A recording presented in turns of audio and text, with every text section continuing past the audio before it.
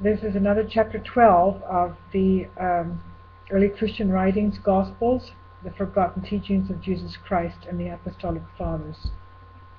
It is the letter of Publius Lentilus to the Roman Senate, and it's very significant because it is the evidence of a witness who did not believe that Jesus was the Son of God.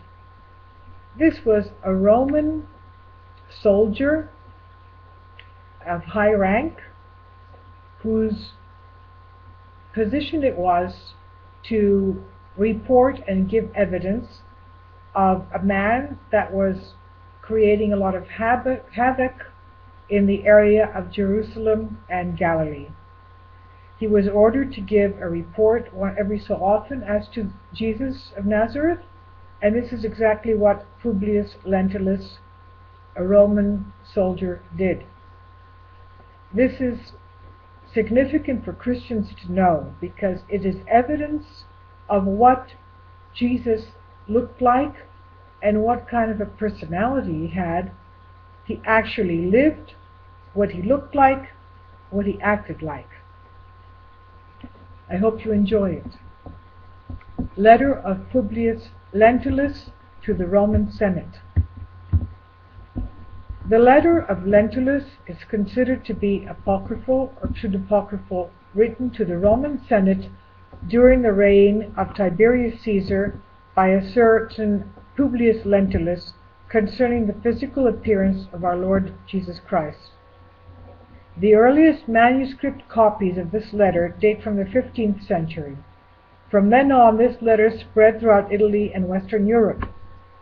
The Latin text of the letter of Lentulus, that was printed in 1886 by Dr. Gotthold Gundermann using Codex Harleianus 2729 as his source, is as follows.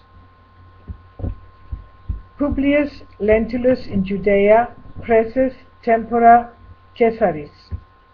This is the Latin. I will read the English text of the letter of Lentulus. The translation given by Dr. Cora E. Lutz,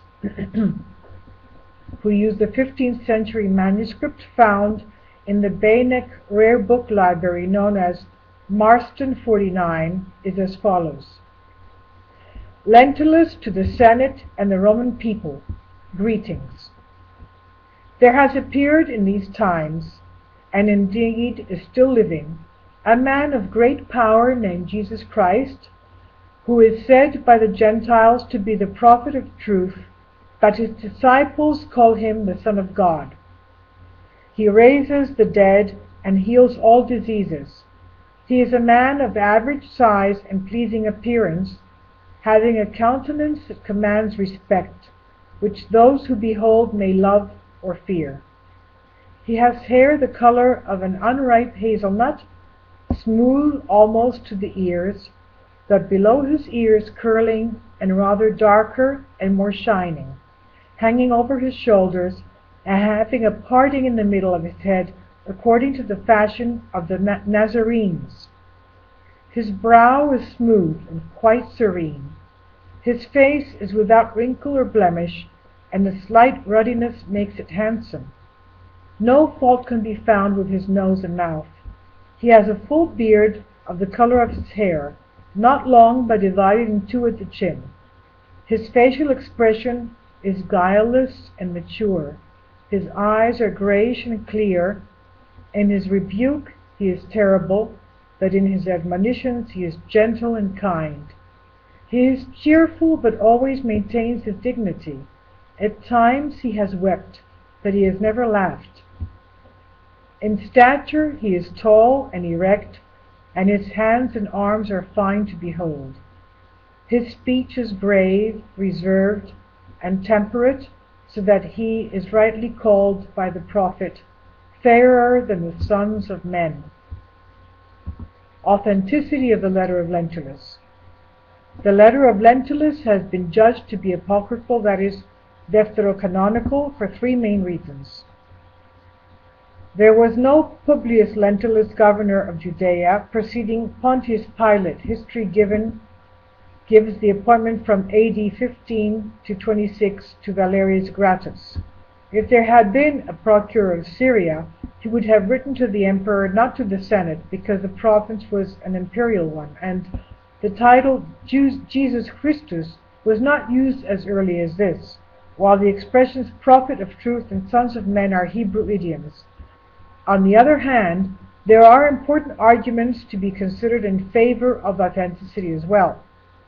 Roman history gives us the names of several Lentuli in the period in question who were consuls and who were active around the time of the Lord's ministry. Hence, it was possible for the consul to address a letter to the Senate, contrary to the second criticism above. Thus, the letter on authenticity could also be considered. Friedrich Munter, in his Die Sinnbilder und Kunstvorstellungen der alten Christen in Altona 1825, believed that he could trace the letter down to the time of Diocletian. But this was about the 2nd or 3rd century, but this was not generally accepted.